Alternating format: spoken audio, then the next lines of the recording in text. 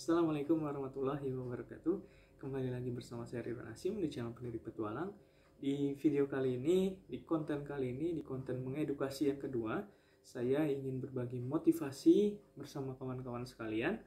Karena pada dasarnya sukses adalah hak setiap orang dan Tuhan memiliki jalannya sendiri untuk bisa menjadikan kita sebagai orang yang sukses.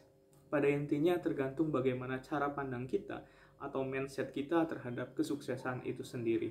Sebab seseorang tidak bisa menjudge bagaimana kita di masa depan kecuali Tuhan yang menentukan nantinya. Artinya, meskipun kita hari ini serba kekurangan, hari ini kita serba tidak memiliki apa-apa, tetapi belum tentu di masa depan hidup kita seperti ini juga. Karena sejatinya Tuhan memiliki cara, memiliki 7.000 cara atau bahkan 70.000 cara untuk bisa menjadikan kita sebagai orang yang sukses. Cara pandang kita tentu mungkin tidak lebih dari 10 cara untuk mendapatkan sesuatu. Tetapi jangan sampai menjadikan kita menjadi orang yang menyempitkan jalan Tuhan yang begitu luas dengan cara pandang, dengan mindset kita yang begitu sempit dan buruk dan negatif, ya. Jadi yang pertama yang harus dilakukan adalah sebenarnya merubah mindset kita sendiri. Karena sebenarnya sukses, cita-cita itu adalah bagian dari hidup kita dan setiap orang harus memiliki cita-cita dan tujuan hidupnya masing-masing dan tentu memiliki keyakinan. Bagi saya, kesuksesan yang belum tercapai atau tidak tercapai itu saya maknai dua hal. Yang pertama, tentu berkaitan dengan jalan pintas yang diberikan, yang akan diberikan oleh Tuhan, oleh Allah Subhanahu wa taala. Bagi saya, ya, sebagai orang Islam. Sebagai contoh, saya pernah mendengar cerita tentang kisah anak dan ayah yang sedekah sepeda motor tetapi untuk masuk ITB, tetapi ternyata tidak lolos ITB. Singkat cerita, anak ini kemudian bekerja di pandai besi, ya.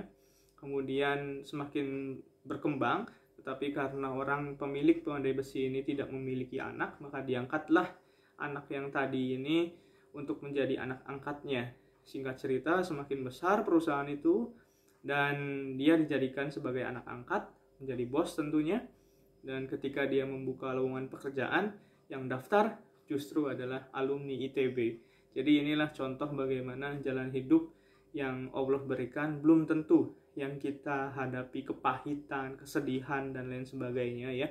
Berkaitan dengan kesusahan di hari ini belum tentu di masa depan kita akan menemui kembali. Bisa jadi itu adalah jalan pintas yang Allah berikan.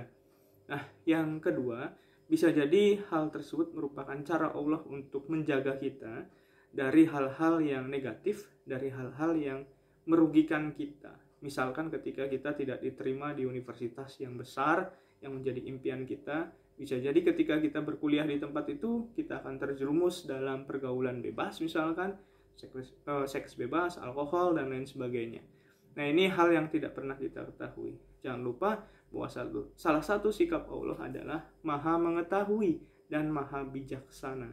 Sehingga kita sebagai manusia tentu harus memiliki pandangan yang luas, pandangan yang baik terhadap Tuhan kita, terhadap Allah Subhanahu wa taala, dan meyakini segala sesuatu itu bagian dari takdir kita. Karena itu adalah bagian dari qada dan qadar.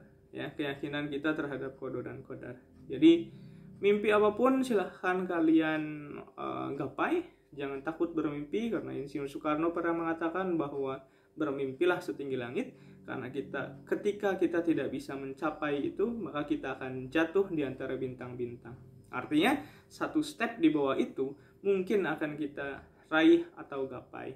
Misal ketika kita bermimpi ingin menjadi seorang pengusaha, ya, di tahun 2025. Mungkin waktunya, timingnya saja yang tidak sampai.